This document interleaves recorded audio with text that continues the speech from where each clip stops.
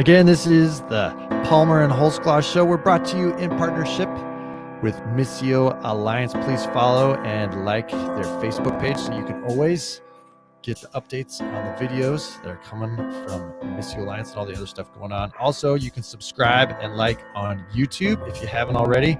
People are doing that, which is I'm quite shocked about, which is amazing. But today's topic is why words matter, race and justice. Can we have a better conversation? And that's going to be leading us into a conversation on Friday about how to talk to kids about racism. So we're glad that all of you are here. Please share this on your live feeds if you're watching live, or share after the fact if you're watching it. That's how people can hear about this very hopefully helpful conversation. So I'm going to do a quick rundown, and then Sean, you're going to tell us why this is an important conversation for us to be having. Almost 4 weeks ago, 3.5 weeks ago, on May 25th, George Floyd was murdered by a white police officer. Protests and riots ensued and continue, expressing not just the brutal murder, but outrage at the Black experience in the U.S., one full of harassment, neglect, oppression, and brutality. Lots of things have been in the news because of this. The NFL, which just 4 years ago blackballed quarterback Colin Kaepernick for kneeling down during the national anthem, is now embracing the Black Lives Matter movement and calling for reform in policing across America. NASCAR has banned the Confederate flag from all races. Confederate monuments are being taken down all across the country, especially in the South. And it seems that people from all perspectives are willing to have the long overdue national conversation on racism. And yet, even this week, there are still many missteps happening. Megachurch pastor Louis Giglio proposed that instead of talking about white privilege, we could talk about white blessing. And he later apologized for that. President Trump is also claiming that all those who support the protests are not my voters. So he says those people aren't my people. So many things have changed in the last 3 to 4 weeks, and not everything. And many things are staying the same. So we want to kind of talk about, how do we talk about this? How do we talk about racism? Why do words matter? So Sean, why do the particular words that we use when talking about race and racism matter for this conversation? And why maybe is it so intimidating for at least, well, we'll talk about why it's intimidating for some people as we get along. But yeah, why are words important? Well, I mean, we've talked about this before in other contexts, that words actually do create worlds, and they define the realm of meaning and the scope of the conversation. And so whenever, and this is true for all kinds of relationships, whether it's marital relationship or relationship with kids, there are some times and in some conversations where the words you use, because of the strength of the relationship, can matter, but may not matter so much. Because you have a history in that relationship that can withstand misspeaking.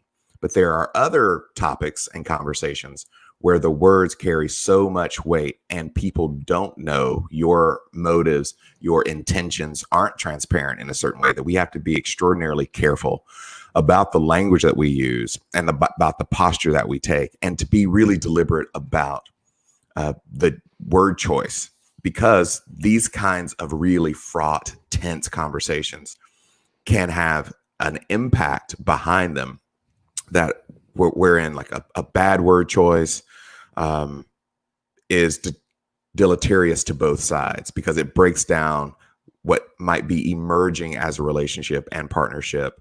And that's not just people being sensitive about words. That's about people caring deeply about content and subject matter that we need to pay attention to. So when you're entering into really hard conversations, and like a marriage therapist would tell you this, right?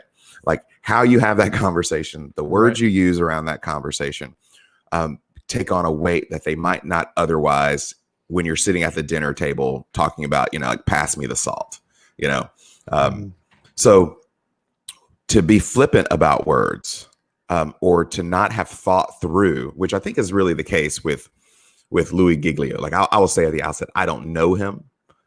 We've never met. I'm not really close to, I don't think we share close friends or anything like that. So it's not a person that I know. but his words incredibly revelatory of his presuppositions. Maybe those presuppositions are unexamined, and that's what made it so incredibly problematic. So that's my quick take on why words matter. Well, and you're talking about how words matter for relationships, which I totally agree with. Speaking of relationships, you and I are both good friends with J.R. Roscoe, and he jumped in and said false about Giordano's. He thinks Luminati's is the best pizza, which is wrong. So he's actually using the wrong words when it comes to pizza. I'm just saying. So, but he's just being contrarian. I think But back to the topic. So you're talking about relationships, which I think are super important. But words are also important for concepts, as they help us see things. So when we learn the colors of the rainbow, right here in English, we have 6 words for the colors of the rainbow: red, orange, yellow, green, blue, and then violet. Some say purple. But in Russian, they actually, when they teach their children the colors of the rainbow, they actually have 7 different words that explain the colors. And so they have 7 gradations when they see the rainbow, because they have different words for light blue and dark blue. And so they actually see the world differently. They see more colors more readily as children than we do, because they actually teach them more words for colors. And I think that's really important, to be able to see what's going on in kind of the racial world that we live in, and having more words actually does that work, except for, and there's even words for why we don't like doing that work, which we'll get to. That's one of them, which is white fragility.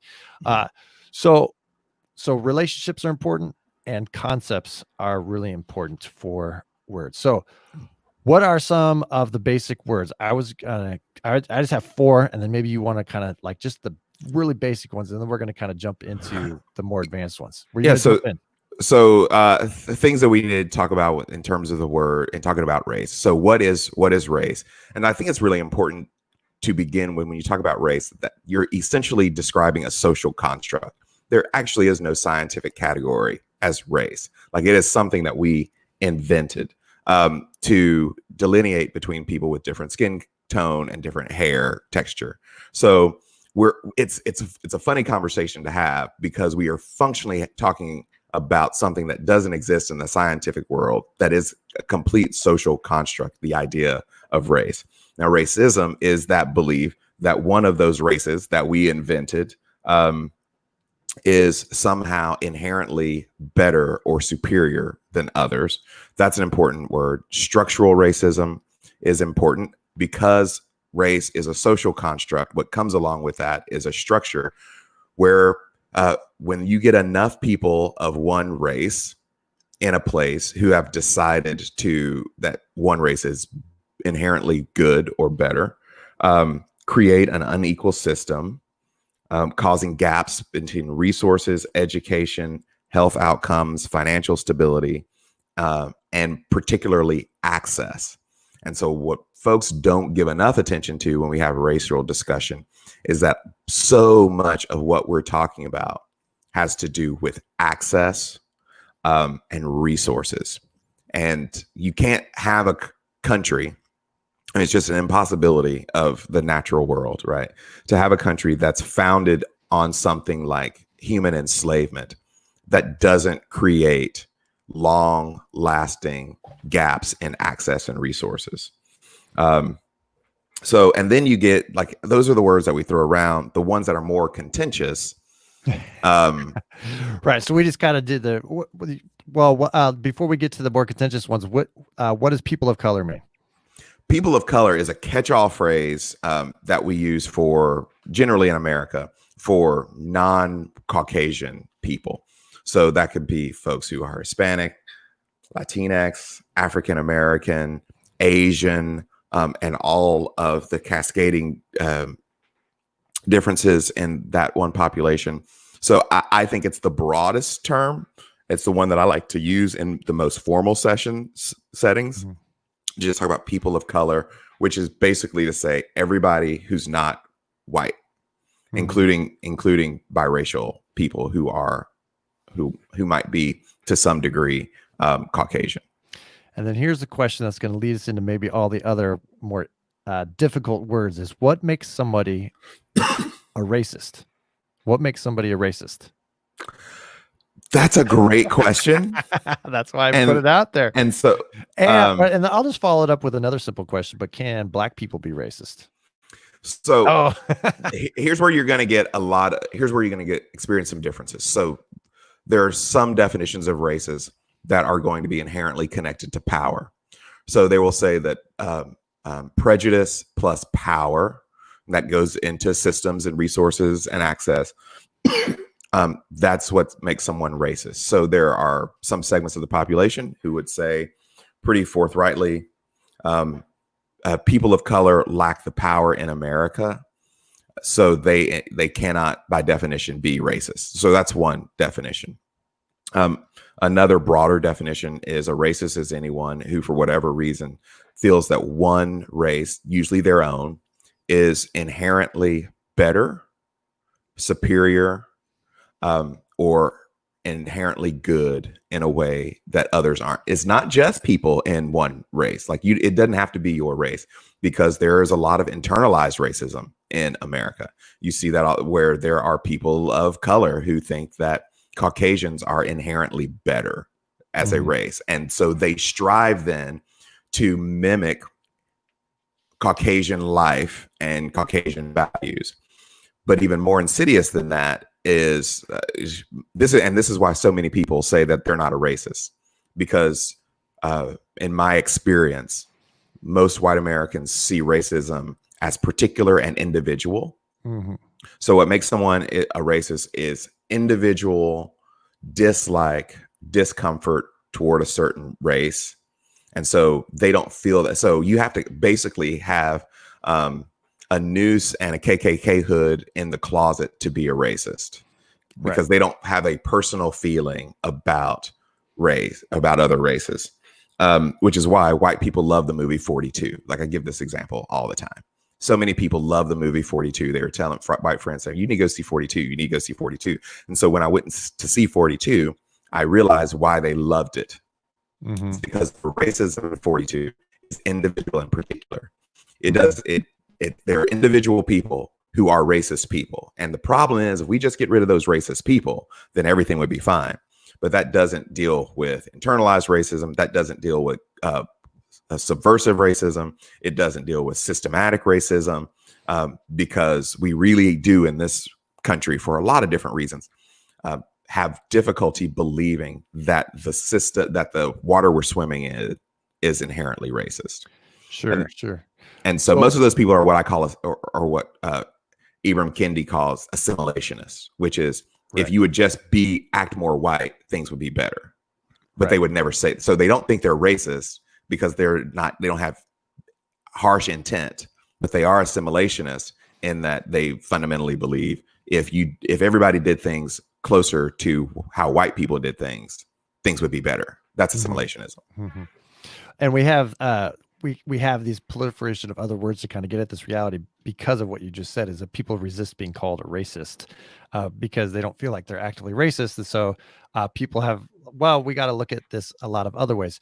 For those of you watching and listening, if you could throw in the comments, what are the words that you get tripped up on, or what are the words that you use that other people on your timelines or in your conversations get most tripped up on and most offended? And hopefully we'll be sure to kind of cover those. But the reason why we have these other words like institutional racism and implicit racism and other things is because naming someone a racist has become so problematic. And in one sense, it's not always accurate, because people don't have necessarily those conscious kind of things. So I want to jump in and talk about some of these more advanced terms, which usually get people tripped up. So, and I'm just going to do this really quick, and then Sean, you're going to kind of add the kind of a layer of commentary on them. So let's talk about some of these terms. There is white privilege, which means that I, as a white person, have certain advantages or access to resources in life that I'm unaware of because of my skin color.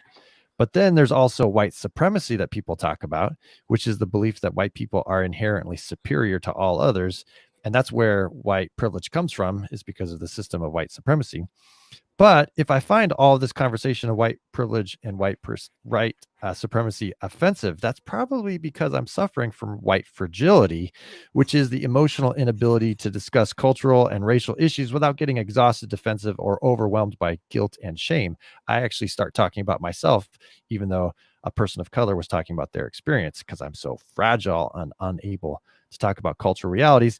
But the fact that I'm explaining all of this to you, Sean, means I'm in danger of white-splaining, which is when a white person claims expertise in issues on racism, even though they have no idea what they're talking about. So because of all these white definitions, people are afraid to talk about things. They're afraid to jump in, especially white people feel paralyzed because they either know enough about racism that they know they shouldn't be talking about it, or they feel they don't know enough about these words that they know they're going to step on a landmine and offend people. And so people on the white people, especially on the right and the left, feel like they don't know how to have this conversation. Meanwhile, I hear from people of color constantly, like, don't ask us to have this conversation for you because you white people need to take care of your own house. So please, you have the conversation. So meanwhile, we all know something needs to be done, but we don't know what to do about it. Right. Yeah, and the conversations really become difficult because, and I fundamentally believe this, and I said this last week in an interview, that the church has a lot of work to do because the church is the only place that that can have these conversations in the tone and tenor that they need to happen, because it's going to require a lot of grace, right? Because our white friends who are trying very hard to do the work, like, we're asking a lot of them at one time, and we're all going to get stuff wrong, and they're going to get a lot of stuff wrong around the conversation. And what we don't want to have happen, at least what I don't want to have happen, is to pounce so hard and so quickly when that occurs that it shuts down conversation. And because let's say someone really is fragile, just for example, and they say something in an earnestness to be helpful and to learn, and they get just, drop kicked, right? Well, that's not going to invite them to learn or to have a deeper conversation, at least not most people, because they're fragile, right? So, but at the same time, I totally get and understand the exhaustion from having to come. We're dealing with a lot of your fragility. And so when you take that whole matrix, the problem, at least the way I understand it and see it, is about white centering. So even like with Giglio this week, and gosh, there's just so much to say about that. I don't know. He's probably a decent enough fellow. Who knows? But it was like the move from, I really like to think that and call it white blessing, is so intentionally a move away from using the term white privilege, because he knows that his congregation is going to bristle at the term white privilege. And he's trying to move the ball down the field a little bit. So let's call it something else, but it's white centering. So you're having a racial discussion. You still want to keep white people's feeling and experience in the center, right? And that's at the heart of all of the tension in terms of language and conversations, is that idea of like, we just the white church just doesn't know how to be decentered. Like, so it should be about our feelings, about, you need to say this in a way that makes us feel comfortable when you say it. Now, as a communicator, like, that's what I teach my preaching clients. Like, your first job is to gain a hearing. But in this conversation, like, what the problem, you can't fix the problem by adding more problem onto the problem. The problem in America has been white centering. You can't fix white centering by adding more white centering to white centering, right? So like that's really, so when people bristle about the language, like, I want to say, you're going to have to deal with the language, because your inability to deal with the language is part of the problem, right? And so, well, let's talk about the language. I want to spend some time on white privilege and white fragility, because I think they play into what happened with Pastor Louis Giglio. So what is white privilege? Because a lot of people say, well, I'm white, but I was raised poor. I don't feel like I have a lot of privilege. I got passed up on the promotion. My bank accounts are pretty small. So why are we talking about white privilege? I don't have white privilege. This is a class issue. It's not a race issue. So what, but I would say back to this example, the fact that Louis Giglio feels like he can control the discourse is already an example of white privilege. The fact that white people get to decide which words are offensive or which words aren't, that they get to control the narrative is part of it. But what are other examples, or what is a good definition for white privilege so that people can,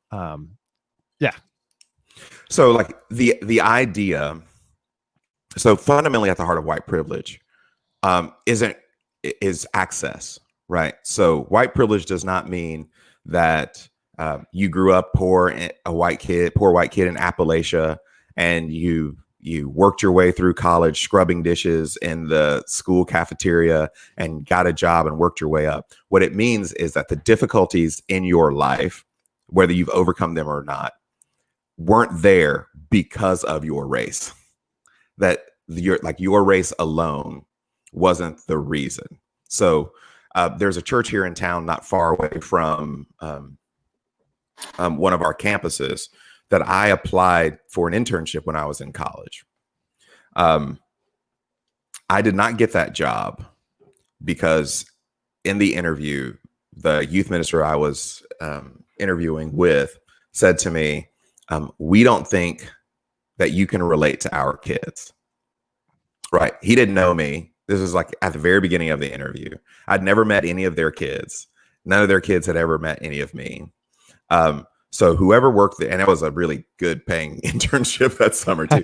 So, like the white kid who got that internship, like he probably worked hard that summer. Right. But he had access that I did not have based on his race. And that happens all the time. So this last weekend, with the guy in Atlanta, Rashard, who was shot in the back by police officers. And people will say, man, he was resisting arrest and he was running away. What else do you do? Okay, let's take all of that as truthful. All right. The same day in another city, a white guy did the same thing, got the police officer's baton, started beating him with a baton, and still managed to make it out of that alive. So a Black Lives Matter protest happened across the country, and their police are brought in, militarized police are brought in, tear gas is used in Lafayette Square in Washington. 2 weeks before, when we're not going to wear masks, armed men standing in courthouses, there is no physical police intervention. That's access that people of color don't have. And so it's hard to have a philosophically coherent argument that says white privilege doesn't exist when we see it on the news every day.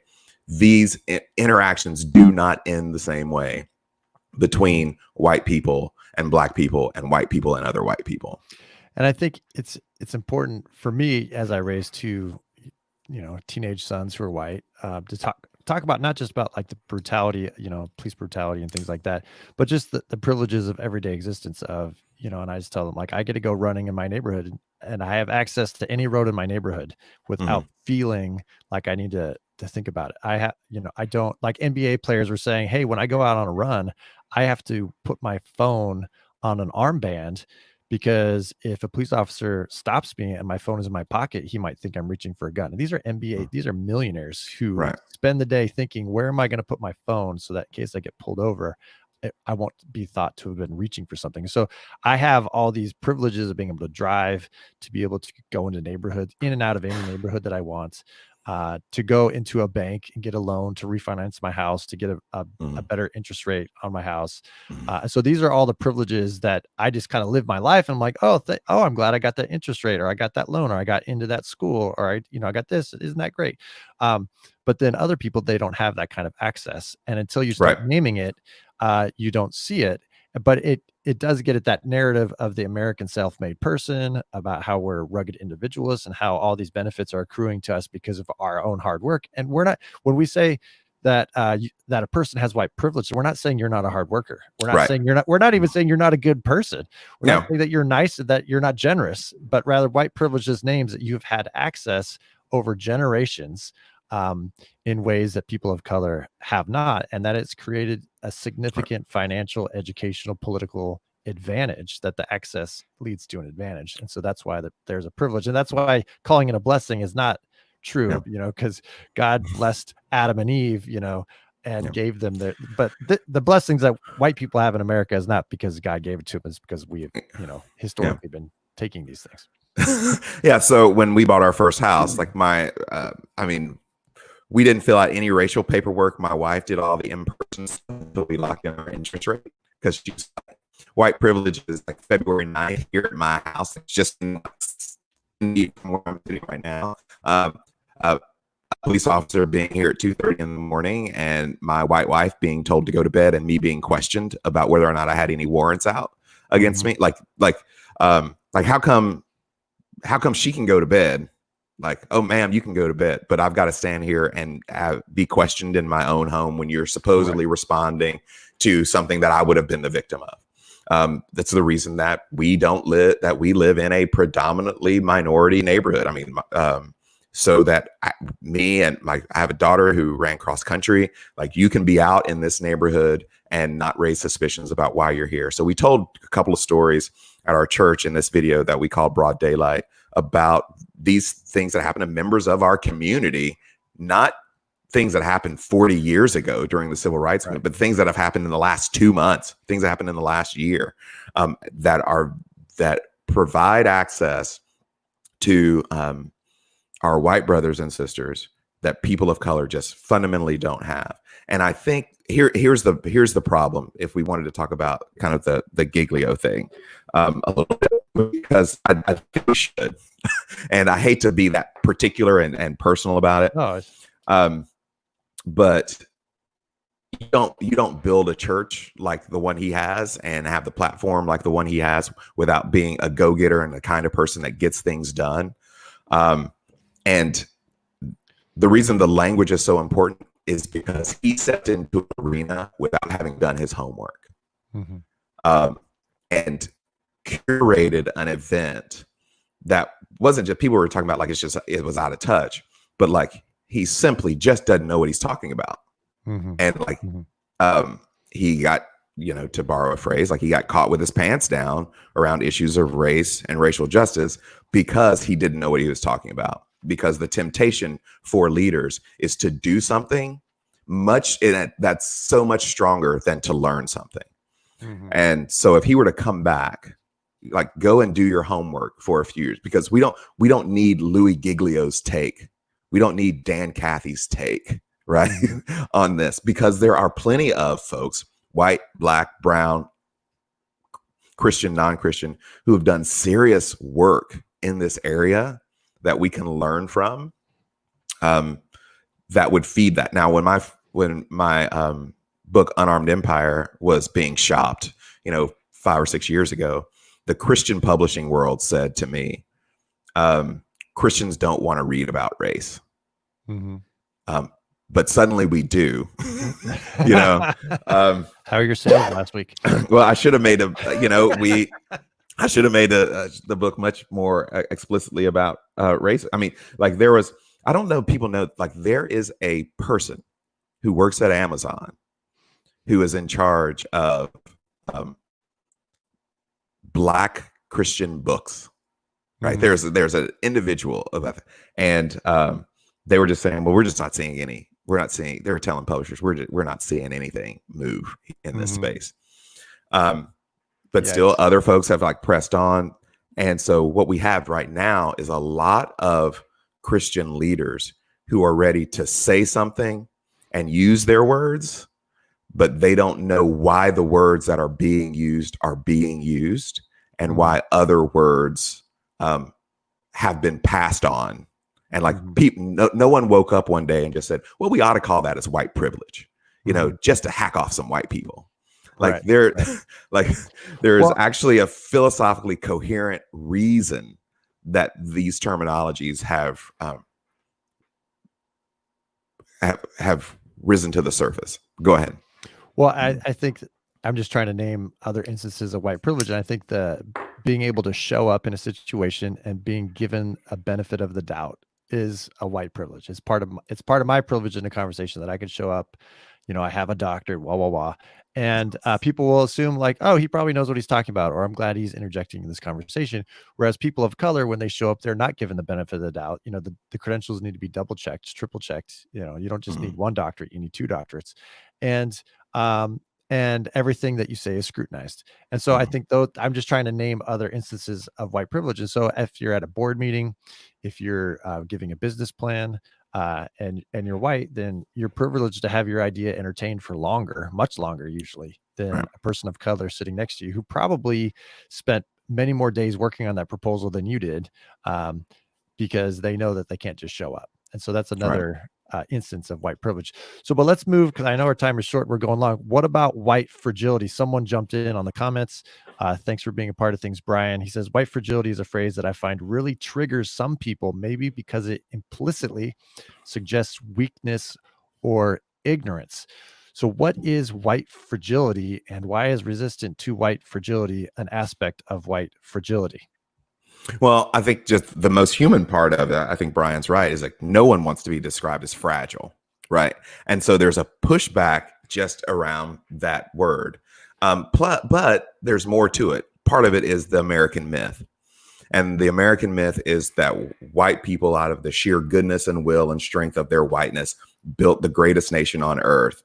And so they are inherently strong. And this white fragility does talk about the inability in some to deal with discomfort and pain, and particularly shame, because most thinking people really know the facts of history, which is there were brown-skinned people, there were Native Americans here when you got here, Europeans. You brought guns and disease and they know about the Trail of Tears. They know about slavery and the brutality of slavery. They know about an entire war was fought to enslave. That's how important it was to keep that a war was fought over it.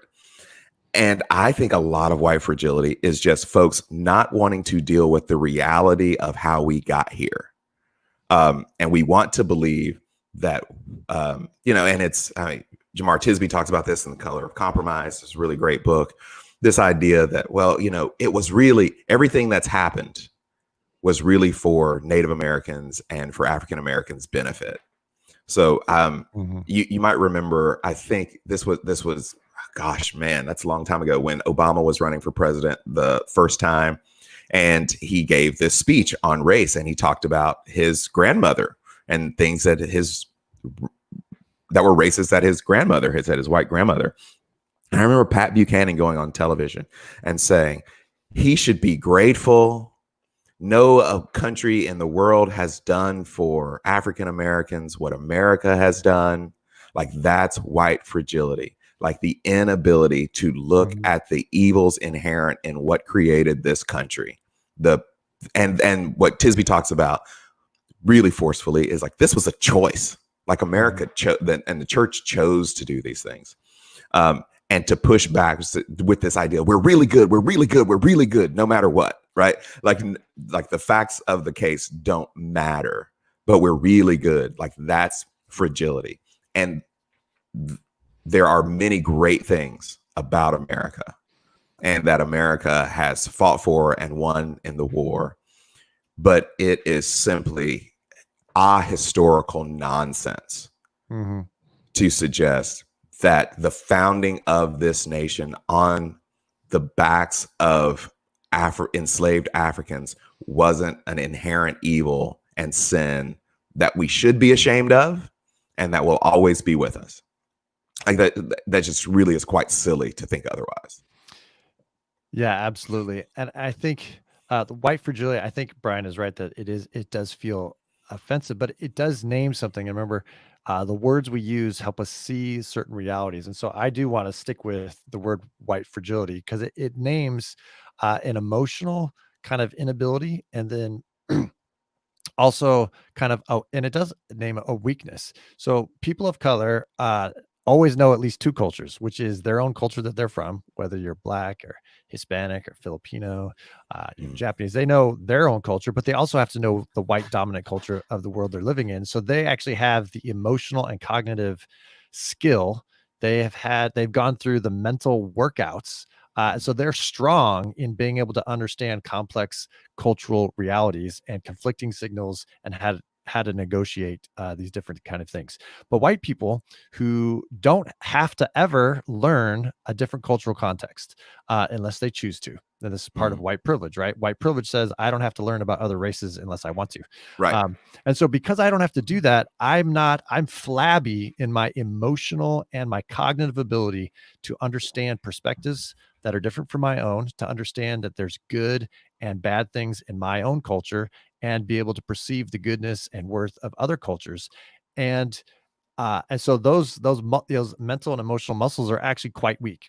And so then when we're confronted by these words like white supremacist or white privilege, I just get tired and exhausted, and mentally and emotionally, and I want to check out. And because I get exhausted, I actually come up with reasons why it's not my fault. And so black on black crime, or isn't it a blessing that people were enslaved and heard the gospel? Or you start coming up with all these justifications. Really, our bodies, our minds do two things super well, is they contain anxiety and they conserve energy. That's like kind of what we're doing all the time, is I'm afraid of something and I need to contain that. And if I can find a narrative that will say it's not my fault, it's someone else's fault, I'm more likely to believe that narrative. This is like confirmation bias. Right. Because then I can conserve energy. I can get back to the things that I like, to the things that give me enjoyment. This racism thing is kind of really blown out of proportion. Those left, and George Soros is really kind of souping up fomenting the unrest. And because that's true, now I don't really have to take it as seriously. And so I can get back to my white privilege and not think about it. So white fragility is this way of escaping kind of the uncomfortable truths about ourselves. But speaking to Christians, I say we should never take that route. Like, truth and love, and God comes, it speaks hard things to us, and the way of Jesus is, sometimes speaking, I'm a sinner, like I'm fallen, like that's part of like the Christian creed. So why can't I apply that, or I should be applying that to conversations as a white person, to conversations about racism, and kind of become less fragile? Like I can hang in there longer. Like as I was preparing for this, I was going to open with, well, it's 3 weeks after a terrible racial violence. So now white people are done talking about it. They've kind of, they've shown that they're good people by saying this is horrible. And now we're going to get back to something else. There's an LGBTQ ruling from the Supreme Court that came down yesterday. Hopefully baseball is going to start. What are the playoffs? You're right. So we're all ready to move on to something else, because that's my privilege and because I'm fragile, and it will help me to move on to something that I prefer to talk about, instead of sit here and talk about things that I don't want to talk about. Well, and the thing with Giglio is like, it was a demonstration, right, of white fragility and white privilege in real time. Absolutely. Like, and I thought his apology, both the written apology that he posted on Twitter and the video apology, is probably the place to start. And like, this is the concern for church leaders, because I know we have a lot of church leaders who tune into the show. Like, if this is the first time that you have really paid close attention to racial injustice, you're not ready to lead on this. Like, you're not ready to have an online conversation. You're not ready to host a gathering because you have some thoughts about it. Like, there is a wealth of really well-crafted work out there that you need to gain and learn from. So like, it's almost like, treat yourself to a little mini seminary course and find out from the people you trust who you need to listen to and who you need to read, and then come back in a year and be ready to have a better conversation. But you got to commit to it over time.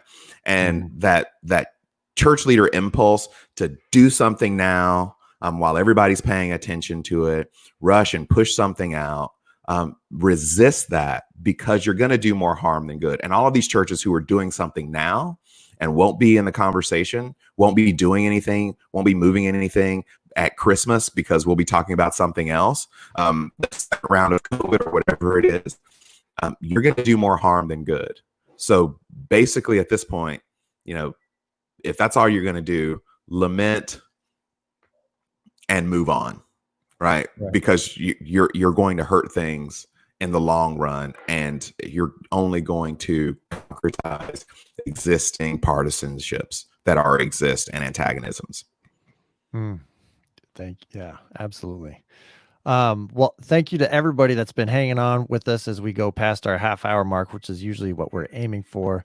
But if you've been listening or if you're watching this later, please drop in the comments just the other words or the topics that you feel you would be helpful to hear Sean talk about. I'll just kind of be prompting him, but what would be helpful for us to talk about, and some of the things that you're still struggling with, and maybe we can work that into future shows.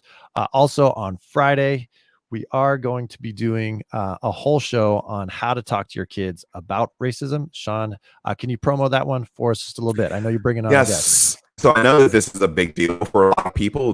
How do I talk to my kids about what they're seeing in the news? And they're home all day, so I can't avoid them. So we're going to have a good friend of mine, Kelly Booth, who is kind of heads up the family ministry at my church here, Ecclesia. And she's going to come in and talk about a resource that we have made available to our kids in partnership with the Baylor University School of Social Work that parents can work through, and how to have conversations with kids about what they're seeing in the news and experiencing in a healthy way. Because as we've seen, so many adults aren't prepared for these conversations, and we're really not prepared to translate those for our kids. So Kelly's going to be here. She's great. I think you'll really enjoy that. So make plans to be here at 8 Eastern, 7 Central on Friday morning. Excellent. So for all of you who are still hanging in here, we are not a show funded by hundreds of thousands of dollars of promo and ad revenue. So the only way this is going to show up on other people's timelines is because you're sharing and saying, hey, this was a helpful conversation. So Sean and I would really appreciate that. Missy Alliance, who is partnering with us and sponsoring us, would really appreciate that. And so you could find us on all those streams. But in the meantime, thank you so much for being a part of things. Thank you all for being here. Sean, thank you so much for your wisdom and everything you've added to the show. It's been super helpful for me. And we'll dial it up on Friday. See you Friday.